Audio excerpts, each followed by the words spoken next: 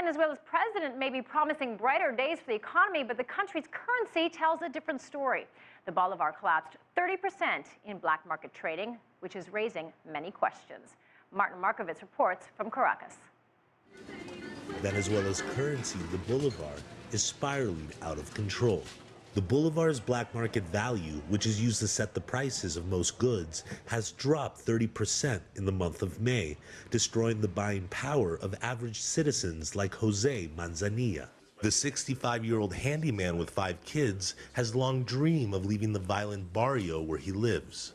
But rampant inflation, expected to hit 100 to 200% by the end of the year, wiped out half of Manzanilla's savings. His pension check of 5,000 bolivars a month, about $12 US, is hardly enough for basic goods. 5,000 bolivars a month is practically nothing. You go out here to buy something and you're shocked.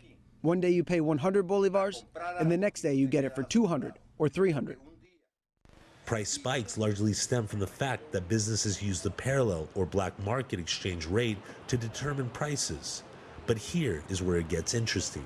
Unlike international currency markets, the black market rate is not determined by supply and demand, but by the website dollartoday.com, which claims to use various indicators to determine the rate. Venezuela's socialist government has long accused the United States and right-wing forces of waging a war on Venezuela's economy, and many of their supporters believe Dollar Today is the latest and perhaps most effective weapon in this ongoing war. We have determined that not only Dollar Today, but other NGOs with ties to right-wing politics are destabilizing our country.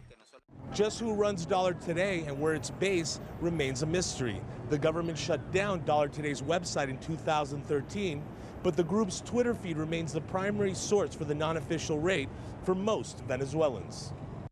Many government opponents downplay the website's role. Instead, they blame the country's economic problems on decade-old price and currency controls put in place by former President Hugo Chavez. Yes, it could destabilize it, but what I believe destabilizes it more is that the government doesn't take the correct measures. They have to get rid of currency and price controls. They have to talk to the private sector. They have to see what's going on with the state oil company. That destabilizes more than a web page.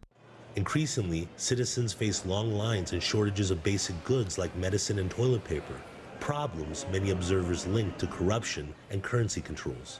Whatever the cause, until the black market devaluation is reined in, life for Venezuelans like Jose Manzanilla is likely to worsen. For me, at my age, I have to simply, like they say, stay calm. Although I am not calm. I'm actually very worried because we do not know what else can happen. Markovits, CCTV, Caracas.